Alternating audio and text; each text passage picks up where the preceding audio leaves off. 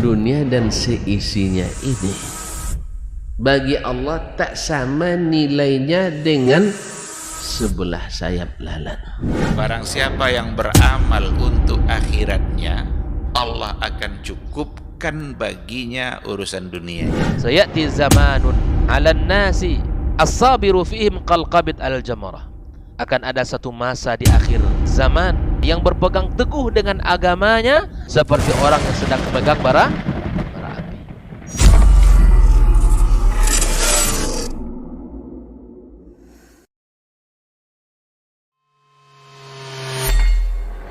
Di para sahabat itu, Majtama'a qaumun fi baitin min buyutillah yatluna kitaballah wa yatadarasunahu fima bainahum illa nazalat alaihimus sakinah wa ghasyiyatuhumur rahmah wa haffat bihimul malaikah wa dzakarahumullahu fiman indah. Tidaklah suatu kaum duduk di salah satu rumah Allah membaca ayat-ayat Allah dan sama-sama mempelajarinya kecuali turun kepada mereka as-sakinah, ketentraman dan kenyamanan, wa ghasyiyatuhumur rahmah, dan mereka diliputi pula oleh rahmat, kasih sayang dari Allah Subhanahu wa taala, wa haffat bihimul malaikah, dan mereka pun dikelilingi oleh para malaikat karena malaikat suka majlis-majlis zikir dan ilmu. Wa dzakarahumullahu fiman indah, dan Allah akan banggakan sebut-sebut mereka di kalangan malaikat-malaikat yang ada di sisinya, di masyarakat atas.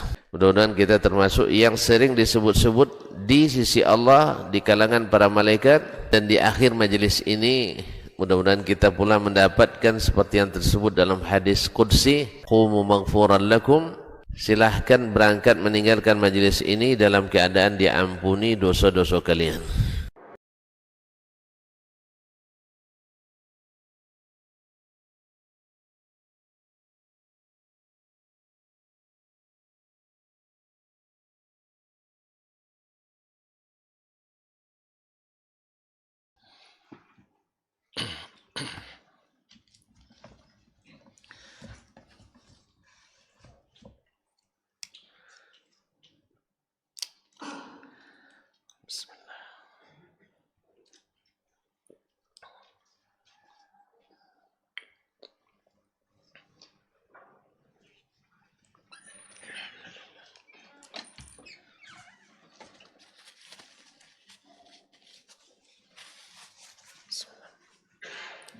Assalamualaikum warahmatullahi wabarakatuh.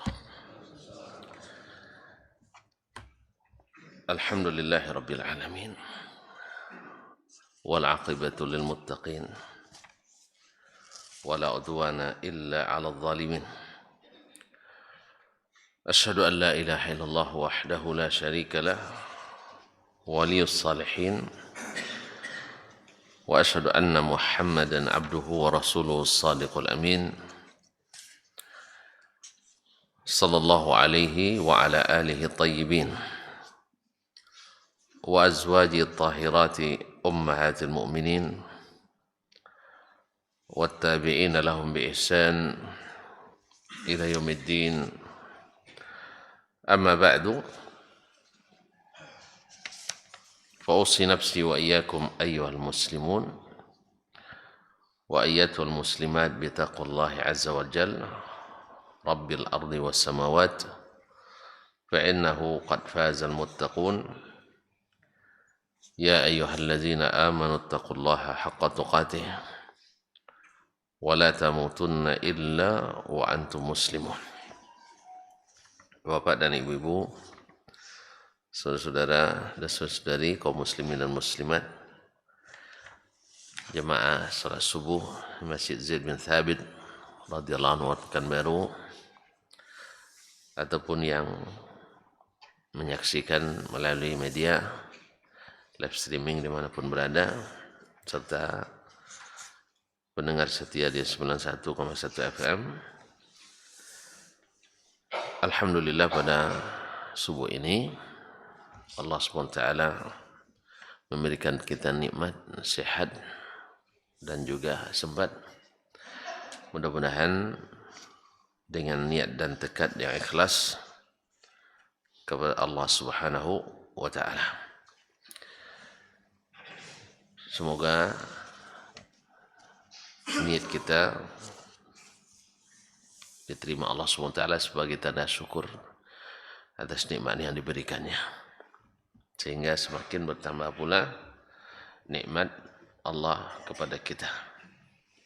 Kaum muslimin, kaum muslimat yang dirahmati Allah Subhanahu wa taala, mudah-mudahan majelis kita juga dihiasi dengan banyak dan selawat kepada baginda Nabi alaihi salatu wassalam.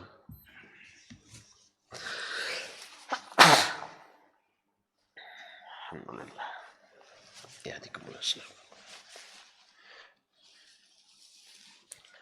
Mudah-mudahan selawat tersebut sebagai tanda terima kasih kita, tanda ingat kita atas jasa-jasa beliau, dan mudah-mudahan menyebabkan pula tercurahnya ampun dan rahmat Allah untuk kita. Man shalla alaihi salatan sallallahu alaihi biha asyrah. Siapa yang selawat kepadaku sekali, Allah balas 10 kali.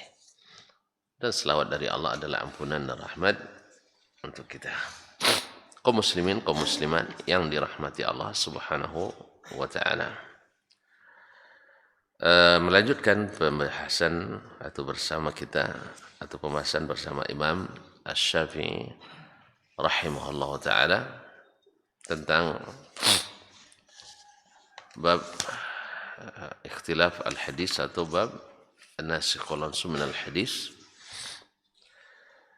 Kemarin terakhir kita bahas tentang masalah salatu al-khauf, di mana sebelumnya Nabi SAW pernah dalam kondisi khauf menjamak 4 waktu salat di satu waktu, yaitu ketika perang Ahzab. Ketika perang Ahzab, mana saat itu belum diturunkan atau belum disyariatkan salat khauf. Nah, apakah setelah disyariatkan salat khauf masih juga dijamak 4 salat? Tidak lagi. Jadi kalau ada yang salatnya dijamak 4 kali atau 5 kali dalam satu waktu, ini salatnya salat khauf terus, ini lebih khauf dari daripada khauf. Karena ada sebagian orang yang masih mengamalkannya dengan 2 kemungkinan. Satu, memang tidak tahu. Kemungkinan kedua, mungkin dia termasuk yang mengingkari adanya nasikh wal mansukh. Ada, ya, tapi pendapat ini sebenarnya sudah terhapus dari permukaan bumi, tapi ada juga yang suka bangkit-bangkit bangkai terendam. Bukan batang, terendam. Di antara para pemikir ingin mengikuti kembali pendapat Abu Muslim Al-Asbahani dulu mengatakan tidak ada nasikh wal mansukh dalam Al-Quran dan hadis. Tentu dia punya alasan logis, dan logikanya ini ditentang oleh logika-logika ulama yang logikanya sehat. Nah, karena Allah SWT la yus'alu amma yaf'al wa hum yus'alun. Allah Maha Kuasa melakukan apa yang dia kehendaki, dan tidak ada yang boleh protes. Sebab kalau diprotes kalah terus kita. Karena wa rabbuka yakhluqu ma yasha wa yakhtar. Rabbmu menciptakan apa yang dikehendakinya dan apa yang dia pilih. Maka kita menyerah kepada apa yang Allah pilihkan. Jadi seperti kata Imam Syafi'i, yang mansukh itu di masanya hak. Dan yang nasikh setelah ada nasikh itu adalah hak. Wa kullun kana haqqan fi waqti. Semuanya adalah hak di masanya. Sebagaimana Allah SWT juga menasakh syariat nabi-nabi sebelum dengan syariat Nabi kita Muhammad sallallahu alaihi wasallam. Karena ada masalah syariat Nabi Isa tidak sama dengan syariat Nabi Muhammad sallallahu alaihi wasallam. Sebagaimana syariat Nabi Musa alaihissalam juga berbeda dengan syariat Nabi Isa alaihissalam. Sebagaimana syariat Nabi Ibrahim berbeda pula dengan syariat Nabi Nabi Musa, dan seterusnya. Nah, kalau satu syariat saja bisa, dia menasakh. Apalagi hanya beberapa hukum yang terdapat dalam satu syariat. Allah Maha Kuasa, dan semua karena ada hikmahnya. Karena ada hikmahnya. Jadi hal ini sebenarnya sudah, khilaf ini sudah tidak dianggap lagi. Itu sudah tidak dianggap. Yang ma'mul, yang mu'tamad adalah bahwa ada nasikh wal mansukh. Kaum muslimin. Jadi kalau ada yang masih mengamalkan, karena dua kemungkinan tadi, karena memang belum mengetahui, sudah dinasakh, lalu dia temukan di dalam sejarah Nabi pernah menjamak salat 4 kali, itu perang Ahzab, yaitu zuhur, asar, maghrib, isya. Dan itu terjadi sebelum disyariatkannya salat khauf. Berkata imam kita rahimahullah ta'ala, faqala li qailun wa kaifa sirta ila al-akhdhi bi salati an-nabi sallallahu alaihi wasallam yawma dhati ar-riqa'i duna ghairiha. Kenapa engkau wahai imam lebih memilih salat khauf yang dilakukan Nabi sallallahu alaihi wasallam pada waktu perang Zatir Riqa' dan bukan yang lain? Artinya itu cara yang paling dipilih oleh Imam Asy-Syafi'i di antara cara salat khauf. Faqultu, saya jawab, amma hadithu Abi Ayyash wa Jabir fi salatil khaufi fakadzalika aqul. Adapun hadis yang diriwayatkan oleh Abu Ayyash Az-Zuraqi yang disebutkan oleh beliau sebelum ini, yaitu di halaman 260, alinea 713, warawa Abu Ayyash Az-Zuraqi. Abu Ayyash Az-Zuraqi meriwayatkan anna Nabi sallallahu alaihi wasallam yauma Usfan, pada waktu perang Usfan. Usfan itu satu tempat antara Makkah dan Madinah, sudah hampir ke Makkah. Mungkin lebih kurang tinggal 2 marhalah lagi. Wa Khalid bin Walid, dan Khalid ibn Walid kata kilometer sekarang sekitar 45 km, tidak lebih dari itu, sekitar 70 km mungkin menjelang Makkah. Wa Khalid bin Walid bainahu wa bainal qiblah. Karena menuju Makkah tentu kiblat otomatis ke arah musuh. Karena musuh dari Makkah, kiblat kita ke Makkah. Jadi Khalid bin Walid dengan pasukannya ke arah Makkah, di arah kiblat. Jadi salat Nabi ke arah musuh. Karena musuh datang dari Makkah, kiblat kita Makkah, berarti di arah kiblat. Nah, fasaffa bin nasi ma'ahu ma'an.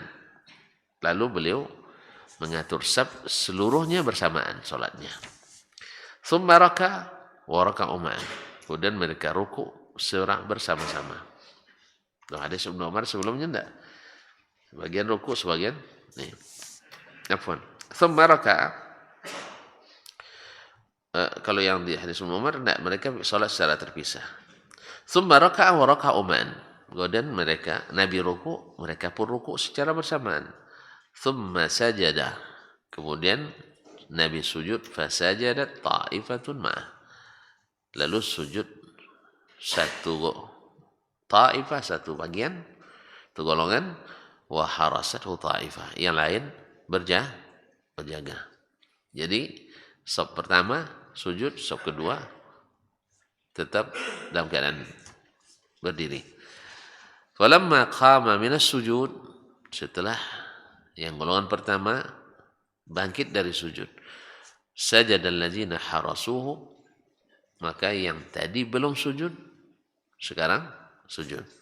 Tsumma qamu fi salatihi, kemudian mereka akan kembali berdiri dalam salatnya. Jadi sujudnya yang berbeza. Rukuknya sama, karena dalam keadaan rukuk masih bisa melihat. Tapi kalau dalam keadaan sujud tidak bisa melihat. Wa qala Jabirun qariban min hadzal ma'na. Riwayat Jabir juga sama maknanya dengan, atau dekat maknanya dengan riwayat Abu Ayyash Az-Zuraqi ini. Nah, ini juga saya ambil begini juga saya Pakai kata Imam Asy-Syafi'i rahimahullah. Idza kana mithlu sabab alladhi shalla lahu tilka shalah. Apabila sebabnya sama dengan sebab dilakukan salat khauf ini, artinya bila musuh berada di posisi kiblat, maka seperti inilah yang harus dilakukan, yang pas. Nah, idza kana mithlu as-sabab alladhi shalla lahu tilka as-salah. Qala wa ma huwa? Lalu penanya berkata, wa ma huwa, apa sebab itu yang membuat Rasulullah sallallahu alaihi wasallam salat dengan cara ini? Karena kan ada banyak cara lagi yang diriwayatkan. Ya, kalau Imam Syaukani menyebutkan ada 16 cara salatul khauf yang diriwayatkan dari Nabi SAW. Sebagian besar, sebagiannya sahih, sebagian di perselisihan kesahihannya. Qultu, saya jawab, kata Imam Asy-Syafi'i rahimahullah, kana Rasulullah sallallahu alaihi wasallam fi 1400. Waktu terjadinya salat ini, yaitu sama-sama salat sekaligus, bukan bergantian. Kana Rasulullah sallallahu alaihi wasallam fi 1400. Rasulullah SAW memimpin pasukan dengan jumlah 1400 orang. Wa kana Khalid bin Walid fi 200. Sedangkan Khalid ibn Walid waktu itu belum masuk Islam dia. Belum masuk Islam. Sedangkan Khalid bin Walid dan jumlah hanya 200 orang. Tapi pasukan berkuda. Wa kana minhu ba'idan fi sahra'a wasi'ah. Dan posisinya jauh. Dan di tengah padang Sahara. Kalau padang Sahara kan nampak semuanya. Jelas semuanya. La yutma'u fihi. Tidak mungkin. Artinya, tidak mungkin Khalid begitu melihat mereka salat langsung menyerang. Tidak mungkin. Sebab jumlah Nabi yang sangat banyak. Dan di posisi yang terlihat. Sebab ketika kita sedang salat sekalipun dengan cara ini, bila diserang oleh musuh, maka boleh mengganti cara yang lain. Salat sambil berperang. Salat sambil berperang. Nah, tidak ada masalah. Walaupun hanya dengan mengerjapkan mata. Nah. Karena kondisi tidak mungkin kan. Bila misalnya terlihat, maka mereka salat sesuai dengan yang mereka sanggupi.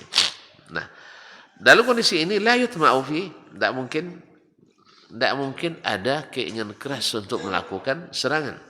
Liqillati man ma'ah. Karena yang bersama Khalid ibn Walid jumlahnya sedikit. Wa kathrati ma'an Rasulillah SAW. Dan yang bersama Rasulullah SAW jumlahnya banyak. Nah. Wa kana al-aghlabu minhu annahu ma'munun ala an yahmila alaih. Kalau ukuran kebiasaan pada galibnya kondisi seperti ini, Nabi dalam kondisi aman. Ya, kondisi aman walaupun tidak 100% aman. Ala yahmila aman dari dimulai serangan dalam kondisi seperti itu. Walau hamala min baini yadayhi ra'ah, sebab kalau dia serang dari arah depan pasti terlihat. Dan bila dia nak menyerang dari belakang, kan tentu akan terlihat pergerakannya, juga akan terlihat karena di padang Sahara yang luas. Pernah padang Saharanya, tidak pernah padang Sahara. Kalau kita kan banyak tempat sembunyi-sembunyi nih, apalagi dalam kota. Ini tidak, padang Sahara semuanya nampak. Ya, kemana pun nak kira kiri, nak kalau kanan, akan kelihatan itu. Bolehlah misalnya dia nak rencana dalam kondisi Nabi sedang salat, dia nak menyerang dari belakang. Pasti pergerakannya akan terlihat. Karena di mana? Kiri kanan semuanya padang luas. Nah, pasti terlihat. Wa qad hurisa minhu fis sujud. Nah, sedangkan dalam kondisi sujud, dia sudah Sudah dijaga oleh yang tadi berdiri. Iz kana la yaghibu an tarafih atau tarfih. Sehingga tidak sedikit pun hilang dari pengawasan dan pandangan matanya. Berarti kalau waktu salat boleh melihat.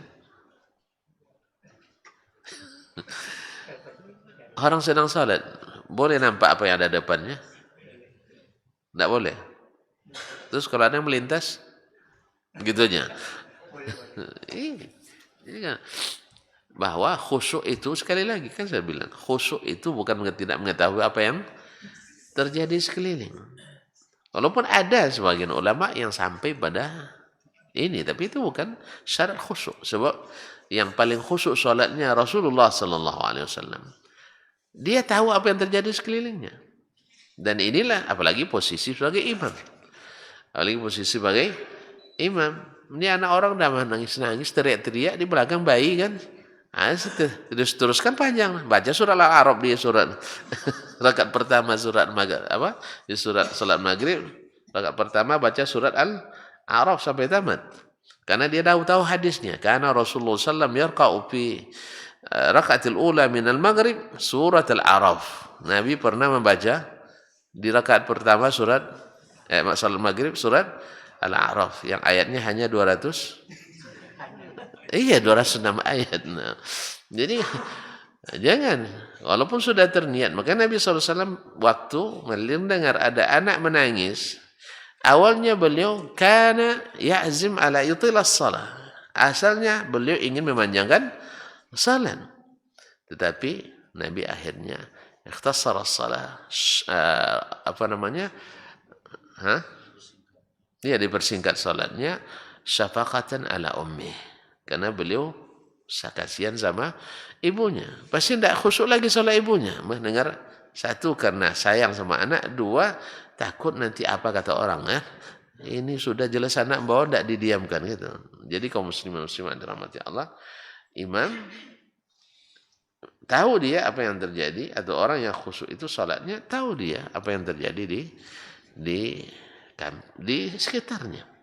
Karena yang tidak khusyuk itu adalah orang yang tidak tahu apa yang sedang dia kerjakan.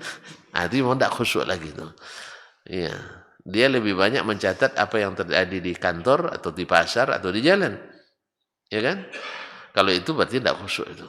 Tapi kalau dia tahu apa yang ada di sekitarnya, bagus. Tapi kalau sudah tidak tahu lagi apa yang di sekitarnya, itu yang tidak khusyuk. Tidak tahu lagi dia apa yang di sekitarnya. Nah, kadang-kadang ada terjadi seperti itu saya. Tidak tahu lagi apa yang terjadi, apa yang dibaca imam tadi. Kan ada mah. Ya, bapak selesai sholat minta izin sama imam, saya minta izin. Ya, saya ada pertanyaan, siapa yang bisa jawab, saya kasih 500 rial. Ya, silakan kata imam. Pertanyaannya mudah. Surat apa yang dibaca imam tadi di rakaat pertama? Anda bisa jawab. Tapi saya tidak kasih 500 rial. Mudah sekali nah. Pasti dah tahu pagi Jumat nih surat yang pertama. Sepanjang itu tidak tahu juga ya payah. Apalagi ada sujud sajadah yang tadi. Jadi di waktu itu subhanallah. Subhanallah. Tak satu pun yang bisa menjawab. Tak satu pun yang bisa menjawab surat apa yang dibaca oleh imam. Sepakat. Kecuali ada seorang anak yang masih kecil yang ikut sholat, dia bisa jawab. Dapat dia dapat 500 rial. Mungkin dia sedang murajaah hafalannya juga. Nah, pas surat itu yang harus murajaah. Dapat dia. Jadi ada kalanya memang blank semua gitu. Nah, itu yang tidak khusyuk itu, tidak tahu lagi apa yang terjadi. Seperti baru-baru ini terjadi di sebuah negeri Islam. Ya, imam salat Idul Adha, di belakangnya ada presiden, ada menteri wakafnya, ada imam besar sebuah lembaga pendidikan terpaling kesohor di dunia. Ya, salat Idul Adha tak satu pun yang tahu dan membetulkan ketika imam di rakaat kedua tak baca Al-Fatihah. Masya Allah, betul-betul khusyuk nih salatnya, sehingga tak ada yang tahu bahwa imam tak baca Al-Fatihah. Allahu Akbar, Allahu Akbar sampai 5 kali. Habis itu Bismillahirrahmanirrahim. Idza jaa nasrullahi wal fath. Ayatnya pendek pula. Jadi tidak sempat berpikir orang tuh.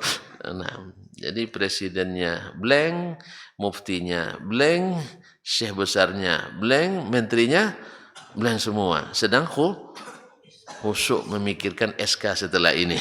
Allah, enggak. Kalau imam terlupa itu biasa, tapi kalau semua jemaah terlupa, ini luar biasa. Tapi betul terjadi memang. Harusnya apa yang dilakukan? Hah? Ingatkan. Kalau tak ada yang ingat, tahu pasti dia bilang subhanallah. Nah, pernah pula dulu terjadi di sebuah negara kerajaan di bagian barat negeri Islam. Rajanya ada, para menterinya bersamanya, juga kondisinya sama. Di rakaat kedua, imam berupa baca Al-Fatihah. Tapi orang itu ingat ya, tapi cara mengingatkannya tidak ingat. Cara mengingatkannya mereka tidak ingat. Harusnya mereka bilang apa? Subhanallah. Kalau tidak juga tahu, dibacakan Alhamdulillahi Rabbil Alamin. Kan tahu dia kan? Dia tidak. Semuanya teriak Al-Fatihah, Al-Fatihah. Ini lebih parah lagi, bikin batal salat menurut pendapat kebanyakan. Nah, jadi itu yang terjadi. Kalau ini tidak khusyuk namanya. Sebab tidak tahu lagi apa yang terjadi di sekitarnya. Subhanallah. Ya, ribuan orang bisa terjadi. Iya. Nah, buktinya mereka selesai itu kan selesai salat khutbah. Selesai salat khutbah sampai selesai. Sampai sekarang tidak ada diulang. Berarti semuanya betul-betul lupa. Atau mungkin, nah itu mungkin takut nanti kalau gara-gara kamu lambat selesai sholat, kan ada presidennya di situ. Makanya kalau kita jadi pemimpin jangan terlalu zalim lah ya. Nanti takut orang menunjukkan yang benar. Kalau tunjukkan yang benar ya ikuti saja, selesai masalah sebenarnya. Jadi kalau sudah kelewat kelewat keras, kelewat zalimnya, kadang-kadang orang takut untuk menunjukkan kebenaran. Nah, yang seperti ini namanya tidak khusyuk. Sebab apa? Tidak tahu lagi apa yang terjadi di sekitarnya. Bahkan sholatnya saja sudah. Nah, ini masalahnya orang-orang besar-besar ini, bukan orang biasa-biasa. Ya, orang besar-besar. Nah, ya dari sisi pemerintahan maupun di sisi ulama-ulamanya. Tapi itu terjadi, wallahu alam. Hanya Allah yang tahu apa hikmahnya. Baik, fa idza kanatil hal biqillatil aduwi wa bu'di. Apabila kondisinya musuh sedikit dan jauh posisi, tidak sampai jangkauan senjata, panah tidak sampai, tombak apalagi, pedang lebih jauh lagi. Tapi kalau sudah pakai rudal, ini kan tidak bisa lagi, nih kondisinya beda. Jadi kalau sudah pakai rudal ya, kalau rudal kan tidak tahu kita kapan datang nih. Nah, wa alla ha'ila dunahum yasturun, dan tidak ada pelindung sama sekali antara musuh dengan kita. Ini yang perang berani itu kayak gitu. Kalau kita kan sembunyi-sembunyi kan. Nah, ini enggak. Perang memang nampak adu head to headnya. Nah, kama wasabtu, yaitu seperti yang terjadi di zaman Nabi itu, amartu bis salatil khaufi hakadha. Yang kalau bila kondisi seperti ini, kata Imam Syafi'i, seperti itu pula salat yang saya anjurkan. Nah, qala, dia berkata, tanya, faqala qad araftu anna riwayata fi salati zati riqa la tukhalifu hadha. Kalau demikian kamu sudah tahu bahwasanya riwayat dalam salat zati riqa tidak berbeda dengan ini, liikhtilafil halaini, karena kondisinya berbeda. Qala fa kaifa khalafta hadits Ibnu Umar? Lalu bagaimana kamu bisa menyalahi hadis Ibnu Umar? Faqultu lahu, saya katakan kepadanya, rawahu ani Nabi sallallahu alaihi wasallam Khawwat ibn Jubair. Diriwayatkan dari Nabi sallallahu alaihi wasallam oleh Khawwat ibn Jubair. Wa qala Sahl bin Abi Hathmah biqaribin min ma'na, dan disebutkan pula oleh Sahal bin Abi Hathmah yang dekat maknanya dengan hadis Khawwat ibn Zubair. Khawwat bin Zubair ini salah satu Badri yang Islamnya lebih dulu, ikut perang Badar. Wa hafidha an Ali bin Abi Talib, dan dihafal pula riwayat dari Ali bin Abi Thalib radhiyallahu anhum ajma'un annahu shalla salatal khawfi lailatal harir, bahwa beliau mendirikan salat khauf pada malam al-harir. Malam harir disebut juga dengan malam Siffin. Yang maksud dengan lailatul harir adalah malam perang Siffin. Perang Siffin ketika terjadi fitnah antara pasukan Ali dan pasukan Muawiyah bin Abi Sufyan. Yang ini juga imbas dari apa yang dilakukan oleh kaum Khawarij. Ini Khawarijnya fitnahnya na'udzubillah kaum muslimin. Khawarij ini na'udzubillah dari fitnah terjadinya. Bergerakkan Khawarij terjadi fitnah-fitnah lain. Lahir pula firak-firak lain akibat daripada itu semua. Makanya Nabi sangat-sangat mewanti-wanti dan mengingatkan. Bahkan beliau menyebut mereka sebagai sebutan-sebutan yang sangat keras. Di antaranya, kalau saya bertemu dengan mereka, akan saya perangi atau akan saya bunuh seperti bunuh kaum Ad dan Tsamud. Perangi kaum Ad dan Tsamud. Nah, kemudian di antara disebut adalah hum kilabu jahannam. Adalah terjemahkanlah sendiri, kalbu-kalbu jahannam. Oleh itu kaum muslimin, dan sayangnya mereka itu tampilannya, itu yang masalahnya, tampilannya sangat bahasa kita sekarang sangat nyunnah, orangnya sangat alim. Itulah bahasa kita, taat beribadah, sampai-sampai Nabi katakan tahqiruna salatakum ila salatihim, kalian akan merasa rendah atau merasa minder membandingkan solat kalian dengan solat mereka. Masya Allah. Wah, ini solatnya, kalau tengok zahirnya seperti lebih khusyuk dari solat sahabat, lebih banyak, lebih rajin. Wasiyamakum ila siyamihim, puasa mereka dibanding dengan puasa kalian. Sepertinya kalian minder dengan itu. Lakin yaqra'una al-Quran, mereka juga ahli baca Quran, para hufaz, orang-orang yang masya Allah, ya. Lakin la yujawizu taraqiyahum, tidak lewat tenggorokan, hanya sampai di sini, tidak sampai ke dalam. Nah, orang-orang seperti itu dibilang tidak sampai ke dalam, padahal ahli ibadah, ahli puasa, ahli salat malam, ahli baca Quran. Tampilan jenggot, celana cingkrang, puasa siang, malam lolok, dalam salat. Subhanallah, mirip-mirip tuan-tuan juga nampaknya. Itu masalahnya. Gara-gara mirip inilah datang orang-orang jahil, tapi punya posisi. Itu masalahnya, orang jahil diberi posisi, maka kerjanya menjahili.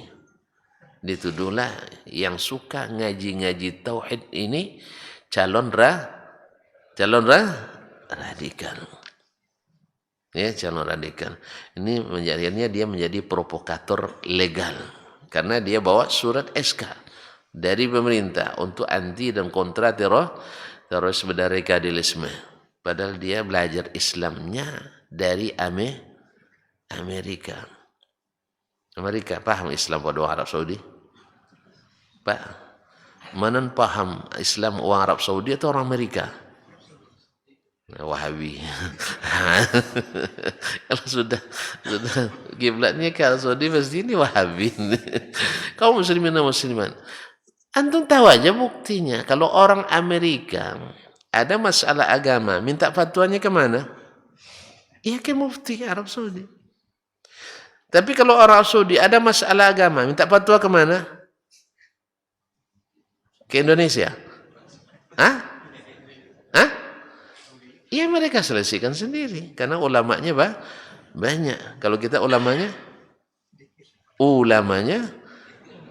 banyak. Nah. Allah musta'an. Jadi kaum muslimin dan muslimat dirahmati Allah, karena tampilan mirip inilah yang tidak berilmu menjadikannya sebagai syubhat. Makanya dengarkan ceramah semalam, jangan suka makan setengah. Tidak dengar Bapak semalam setengah matang. setengah matang.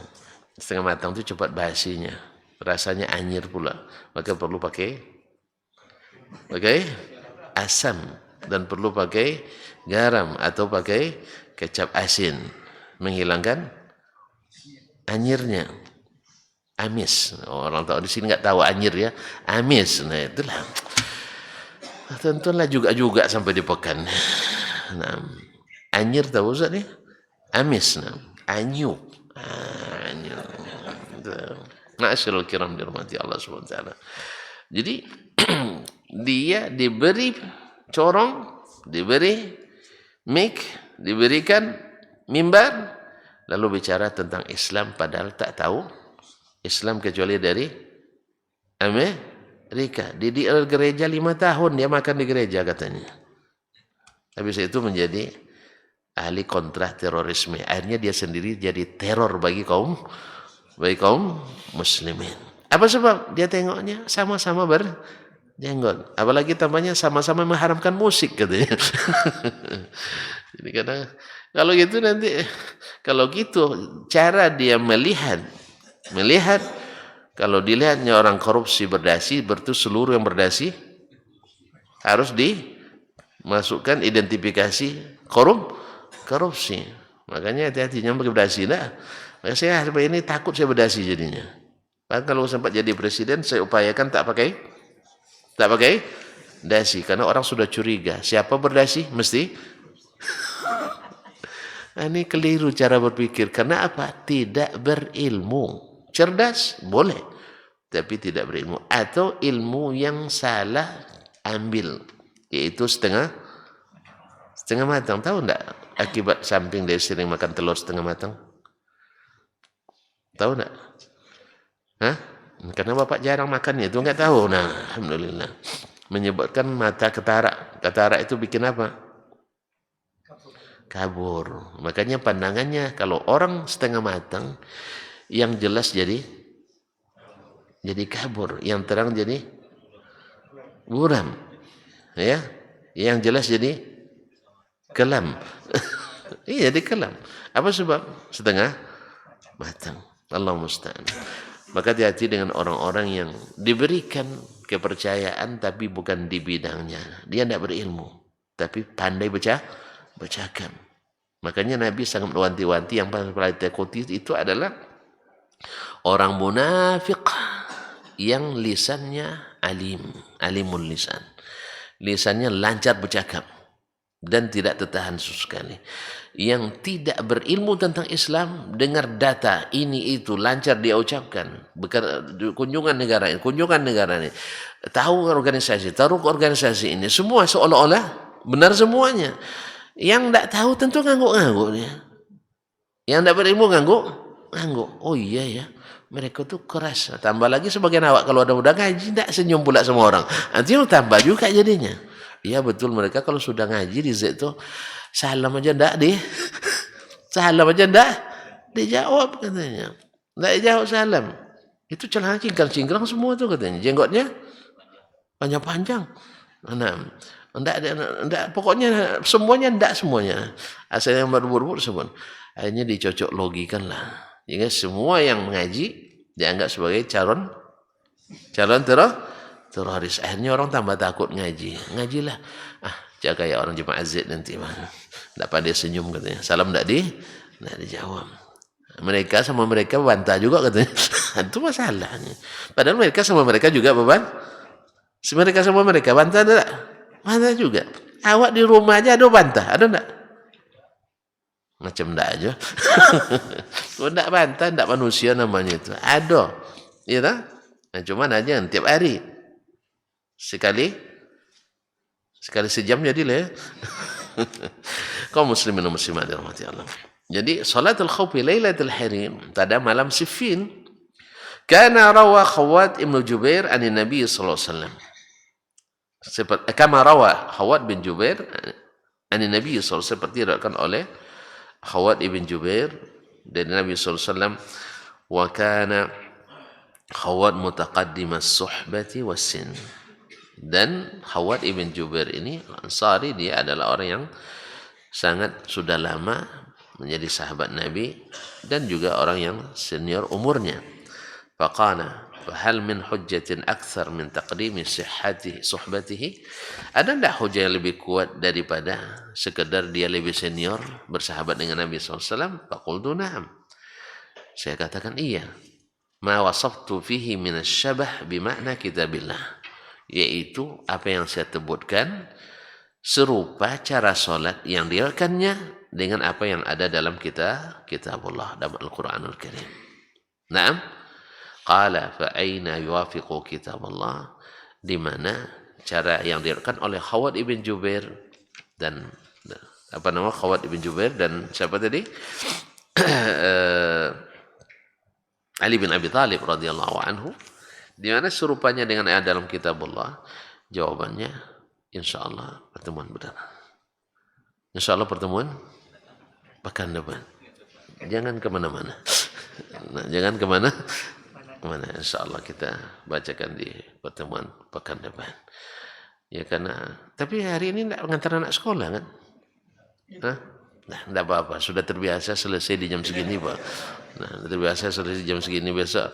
Nah, besok mentang-mentang libur, tidak mau pula datang lagi. Nah, cukup sampai sini dulu. Insyaallah ayatnya panjang, ada di surat An-Nisa ayat 102. Boleh dibaca-baca sebelum datang besok. Nah, surah An-Nisa ayat 102.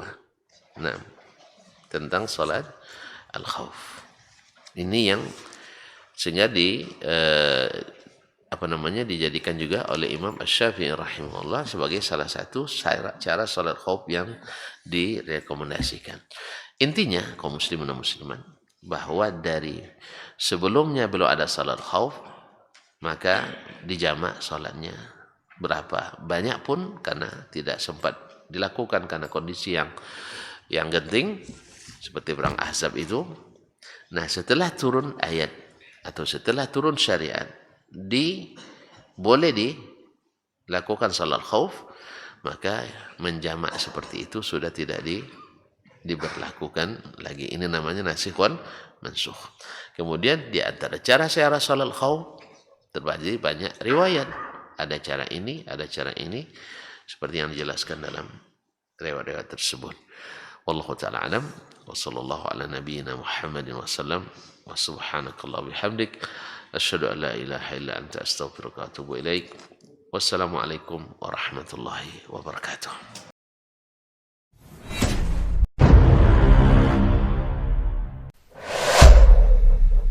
Dunia dan seisinya ini bagi Allah tak sama nilainya dengan sebelah sayap lalat. Barang siapa yang beramal untuk akhiratnya, Allah akan cukupkan baginya urusan dunia. Sayati zamanun 'alan nasi as-sabiru fihim qalqabit al-jamarah. Akan ada satu masa di akhir zaman yang berpegang teguh dengan agamanya seperti orang yang sedang memegang bara